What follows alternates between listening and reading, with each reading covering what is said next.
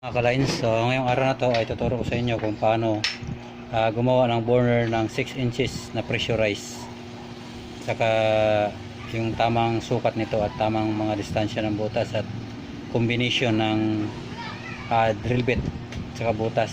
Combination nga ng mga drill bit ay size ng butas. So ito po yung aking 6 inches. Hindi po to stainless, baka lang to, pinakintab ko lang. So ito yung heavy duty stainless natin, ay heavy duty 6 inches natin. Ayan. So meron na rin po siyang oil controller, oil regulator controller. So ayan po yung setup. So wala pa akong video niyan kung paano ginawa, susunod na lang po. So yung height po niyan ay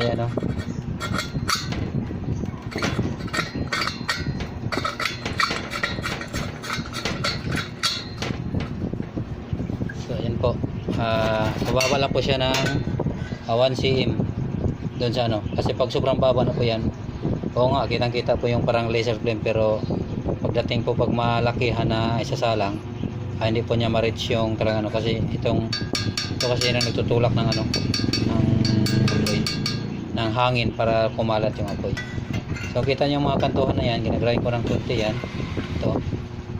Yan po yung yan po yung butas natin. So madami yan. Ito na yung pinaka latest ng burner ng 6 inches heavy duty. Yan. So kita nyo naman po, di uno yung yung nilagay ko lang dyan sa taas para makapal din po ito. Saka ayan combination to, malaki, maliit dito, sunod medyo maliit, sunod maliit, para pressurize po yung hangin. Yan po. Okay, susukatan ko muna. So dito yung una, pangalawa, ito yung pangalawa, ito yung pangatlo. So dito yung pinaka finish niya. Okay. So mga ka-lines, yung unang layer nito, so dito po yung ating air supply, magpapalakas ng ating apoy. So itong pangalawa naman, ang sukat nito ay pwede 1/8, pwede 2.5. So dito po yung ating 1/8 or 3 mm dito, kasi hindi naman siya abot dito. Tapos may oil distractor din to. Tapos yung sunod ko mga ka-lines, ito di banda rito, galing dito ay nasa mga 2 cm yan, ay 1.5. So hindi ko lang masulatan. Tapos ang susunod naman dito, banda rito mga ka-lines, ito yung tatama doon sa liig ng ating curve. So ito yung tatama at ito yung pupunta maghahatid dito sa mga butas dito sa ibabaw. Yan. Ito naman ay 2 mm, no? Tapos dito naman mga ka-lines, ito para malakas talaga yung, ito yan sikreto niyan, para malakas talaga yung pang heavy duty lang o kahit dun sa mga ito ang binutas ko dito ay 2.5, 2 mm to pataas, kahit 3 mm pwede, kasi dito mga ka-lines wala nang yan, kahit malaki ang butas mo dito, blow pa rin yan, kasi ang dito pa lang babasagin na yung dilaw. Pagdating dito, blow na yan. Wag lang sobrang taas kasi wawala na yung yung pressure ng hangin tsaka init, magkaroon siya ng pula. Pero pag may patong siya, sobrang blow na po yun. So lahat po ng na to, kanto, meron po yung butas. Ito nga butas. So yung gitna hindi na, kasi medyo makipot siya. So maganda sana kung nakahanap ako ng medyo malaki nitong end cap.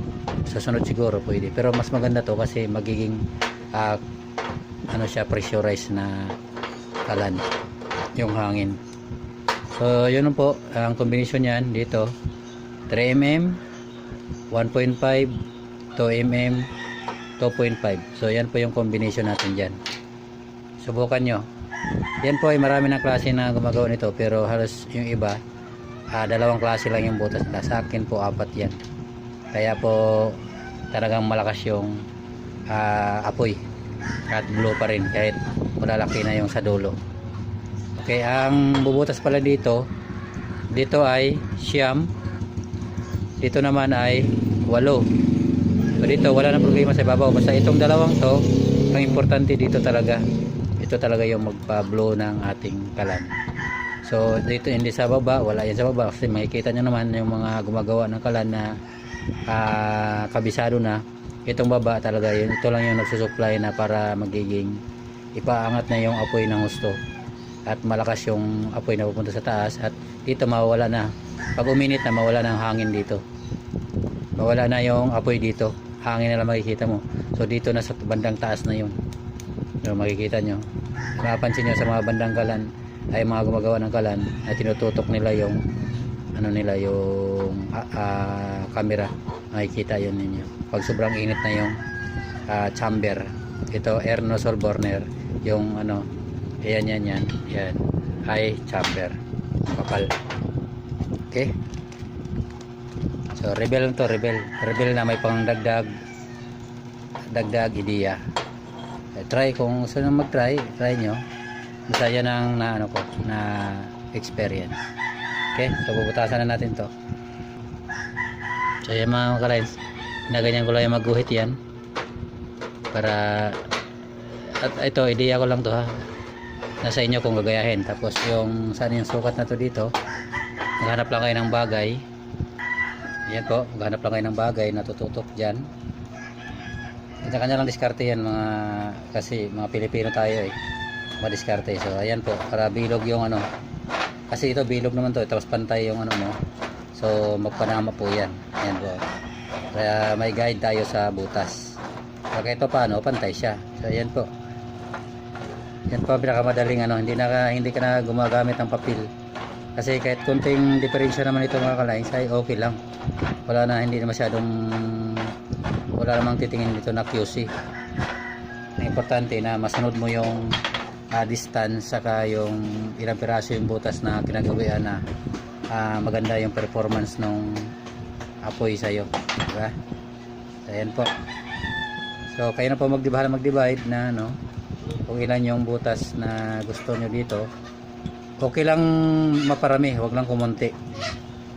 O okay lang mamarami, wag lang kumonti, kasi pag kumonti yan ay baka kukulangin yung pagbasag ng orange galing sa baba. Okay, pala ng aking chamber mga ka-lines ay yan po, so 90, so 9 cm. Tapos yung aking burner 8 cm, so mababa lang po siya ng 1 cm. Okay, kaya ito pala yung itsura ng mga butas natin. So, nagkaroon pa rin ng alternate, ayan o. Yan, tapos yung sa ibabaw ito,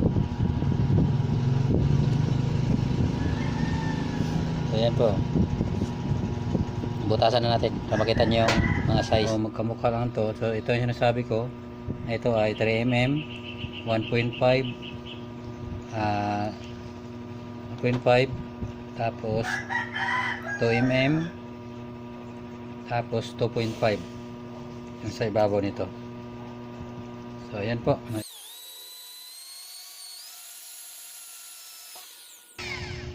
ayan mga ka-lines, kita nyo butas na yan, oh. Ito yung pang ano, pang 3mm yung size niyan. Lines yung una nating butas, no, 3mm or 1/8 po. Ayan.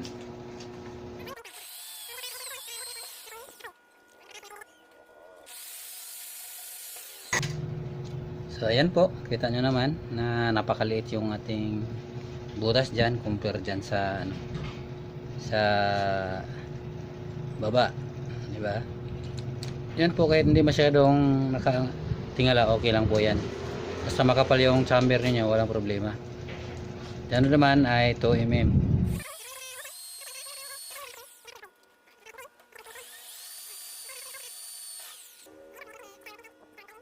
Mga ka-lines, kita nyo naman na medyo parang pahaba yung butas niya at naka-slant kasi yan. Yan o. Kaya may dumi pa kasi sa loob, kaya medyo akala mo ano. Ayan po, ayan o. So, kita nyo yung diferensya niya, 1.5 2mm. Konting-konti lang naman. Kasi ito mga ka-lines, ang technique nito, paano butasan yan. Burner kasi, mahirap siya butasan. Mahirap siya butasan kasi tatama yung barina. So ang butas natin ay paganyan, para yung butas niya ay apoy niya nakaganon, naka saluk, parang imbudo. So weldingan mo natin ito ng konti. So 2.5 na po ang bubutas natin dito para pressurize siya.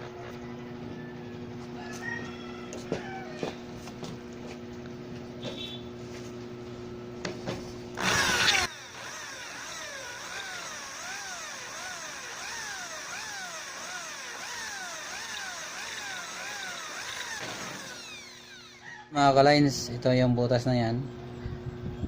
So mamaya pala, dalawa yung papartis ko mamaya, yung pahaba kay sir.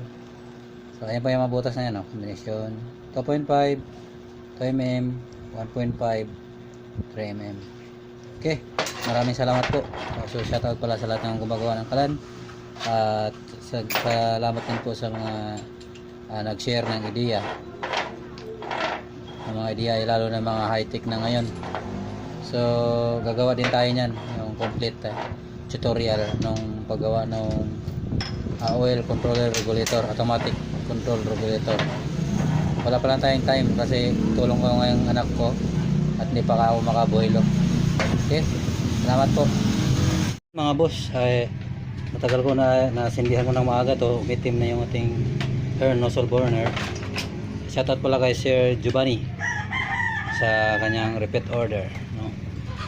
So ito yun, hindi mo natin paganahin to ating automatic kasi wala pa tayong tutorial niyan.